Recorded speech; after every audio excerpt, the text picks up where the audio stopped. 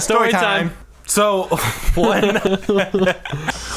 one night in 2015, we were sitting around Jared's basement and we had planned a short film. Yeah, we spent like hours planning this whole short film.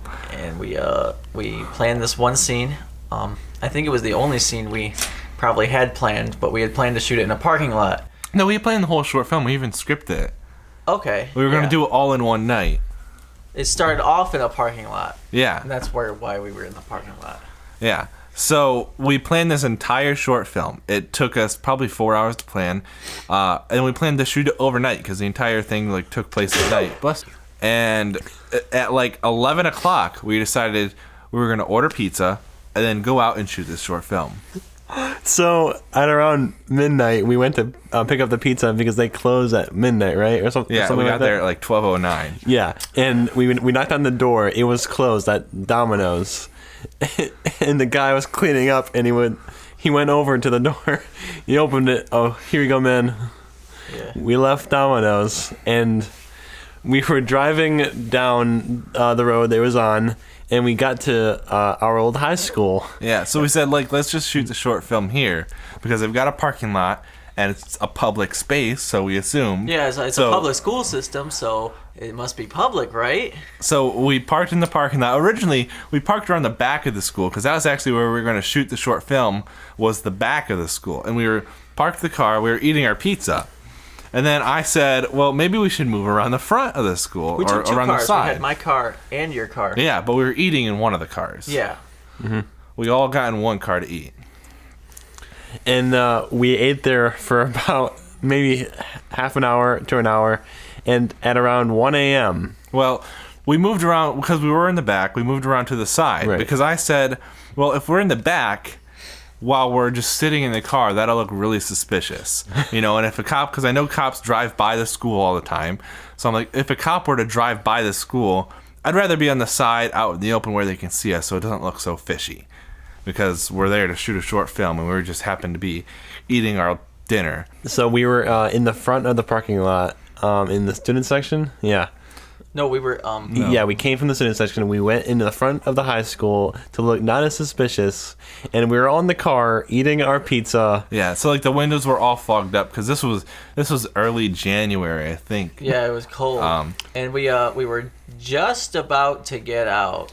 We were just about to get out of the car and go film. I was looking at the script, is what we were doing. I was just reading over the script to make sure we got all the shots that we needed. And just as we were about to get out of the car, guess who shows up? So this police officer rides up in his cruiser. He pulls around the back of the school. Yeah. And then he comes around our car, basically does a full circle around our car, then parks it.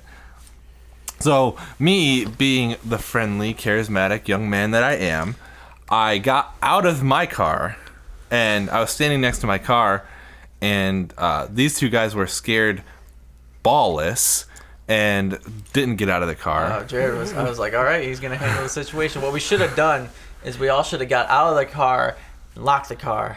And then they couldn't have searched it. But moving on. Moving on. We were, dumb and young and free.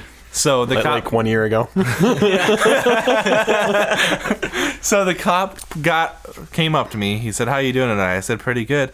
And then he asked what we were doing there. We told him, we were shooting a short film. We're just some students, and we had this project that we were working on. We weren't high school students anymore, mind you. We were all college students by this time.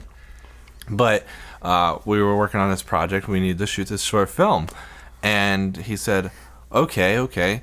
And then he had another cop, and he walked up the other side, started flashing the flashlight through our windows, and at Nick and Ryan in the car. And then he smelled our pizza. He smelled the pizza. Yes, he smelled our pizza. Smelled, quote. Yes. What one of the police officers said to us. All right, where is it? He goes, what? Where is it? He goes, Where's where the is weed, it? man?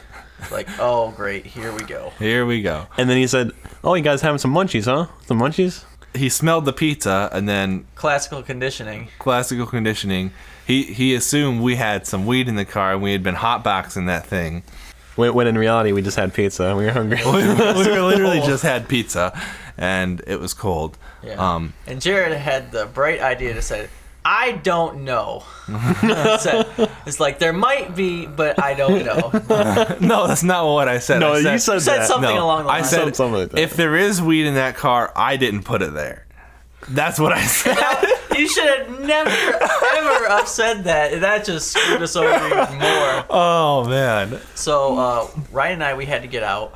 Yeah. Mind you, I think we only had like thin sweatshirts on. And then this other cop was pulls like- up in an SUV, and they started asking us, a whole bunch of questions, and he basically assumed that we were lying when we said we didn't have any weed in Yes, the car. and they said that they smelled marijuana, weed, and the funny thing is, we didn't have anything like that. We don't do that. We only had pizza. We only had pizza, so we knew that they were lying at this point. I don't know if it was routine, if they do that for other people, but we knew at this point they were, of course, lying, and they were just trying to catch someone because they had nothing better to do at that time. We were stereotyped. yeah, students. yeah, I mean, young- probably. young Like, ha, college students. let's go smoke at our old high school. Wouldn't that be great? Well, it is kind of suspicious, though, guys. I mean, we were in a random parking lot At 1 a.m. in a car eating pizza. I mean, but where was the roach, man? yeah. So The situation was set So up he's for asking that. us these questions. Then he goes, all right, well, I smell weed. And then he asked his partner, he goes, do you smell weed? And then the partner goes, yeah, I smell it. So he's like, we have reasonable cause. We're going to search your car. And if we find anything, then you guys are in trouble. So it's going to be a lot easier if you just tell us now. And we're like, there's nothing in that car. Well, I said, if there is, I didn't put it there. That was my response. But That's a safe response. And it's like just straight face palm. It's like, oh god. well, I'm not gonna lie. Like, what if there was? I mean, it was a used car given. But, Yeah, I bought the car used. but you didn't specify. It's just like, this is a used car if it was here before.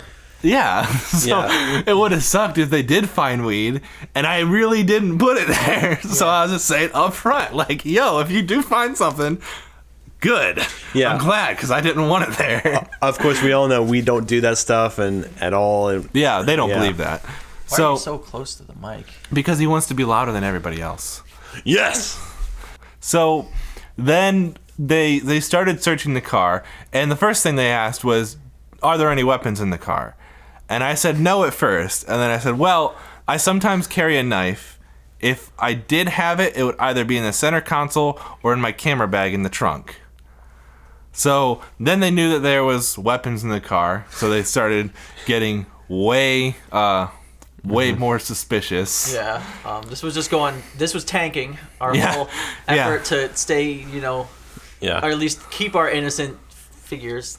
So, So then they started checking us out, shining lights in our eyes, make sure we're not dilated and all that crap. They frisked us. Got the That's good old basically what we're saying. Stop and frisk, Yeah. Second time So- for me. So then then they started patting us down, we got the whole Touch my nuts, yep, Woohoo. the full treatment. And they never found anything, of course. Then he reaches in my pocket, they've got to check your pockets. He pulls out this little black case, and of course he thinks it's the case where I store my weed. He opens it up, and they're my business cards. So he pulls out my business cards, which say One Up Studios on them, which of course is the obvious name for a company that does video and photography. And he goes, what are these? I said, those are my business cards. You can have one if you want. Yeah. Yeah, I mean, we're what can obviously happen to us not now? guilty. Like, so I was like, you can have one if you want. So then he has us all stand in front of the cop car. Yeah, we had and- to stand by the big SUV. Yeah, and we just sat there or stood there while they searched the car. And it was like And- single digits out. We had like thin sweatshirts. Oh god, I had no gloves on. No gloves. Oh yeah, No gloves. It was crazy. It was so cold. So they're searching our car or my car, and they're watching it. Nick's car is locked up. But they were They were like shining the light inside of it. So they were in the car searching all the pockets. They searched everywhere. They got to the trunk, and then he goes, so where would the knife be? I said, it'd be in the back pocket inside of the zipper. And he finds it, and then he pulls it out, and it's a Leatherman. That's because that's what I carry in my camera bag. I use it all the time. And he goes, this is it? I said, yeah, that's it. He goes, when we asked about knives, we're talking about like machetes and crap. We're not talking about a little pocket knife. Yeah, and then they found the hard drives. Oh, yeah, then they found the hard drives. And they're like, What are you? These hard drives? It's like, oh, it was part of our short we told you about, but apparently doesn't exist. Yeah, the part of the short film was like that. It was about a drug And smuggler. then he said, like, this is kind of ironic because this is like what happens in our short film. Yeah, yeah. It was like about a drug smuggler, but it was a dystopian future. So instead of smuggling drugs, he was smuggling data. Long story short. So then what happened was Nick and Ryan stood where they are. He came up to me and he said, here, why don't you walk over here with me? I want to talk to you personally. So he's standing like we're on the other side of Nick's car. Well, there goes Jared. He's just talking to me and he goes, all right, so we're just going to get really serious here. He goes, the thing is you are the one in the driver's seat and it's your car. The car's in your name. So you'll be the one to get in the most trouble if we find anything in that car. And he goes, and I know we didn't find anything, but if you were to get pulled over by a K9 unit and that K9 spotted something, then you're screwed. So he goes, I just need you to be completely honest with me. Is there any weed in that car? I said, no, none of us smoke weed. I mean, Nick smokes cigarettes. That's about it. Yeah, and only occasionally. Only very occasionally, like once a year, literally. So it was like there was nothing in that car. So I was like, no. He's like, you're sure there's nothing in that car? I'm like, there's not a thing in that car. So then he put me back with all the other two, and we were all standing there, and he goes, they were finishing up their search, but we were standing by the police cruiser. We're freezing our butts off. The two cops were searching the car. The cop in the SUV that rolled up later, he's just sitting there watching the whole thing go down. So we turned around and we were looking at the cop car. Yeah, we were talking about the car. We're like, oh yeah, this thing's pretty mean. I'm like, yeah, you bet this thing probably weighs like 5,600 pounds. Yeah. I'm like, but it can still do 180, no problem. And then we looked at the cop in the SUV and we're like, how you doing tonight? And he goes, I'm doing good. How about you? I'm like, that's a damper on the night, but you know.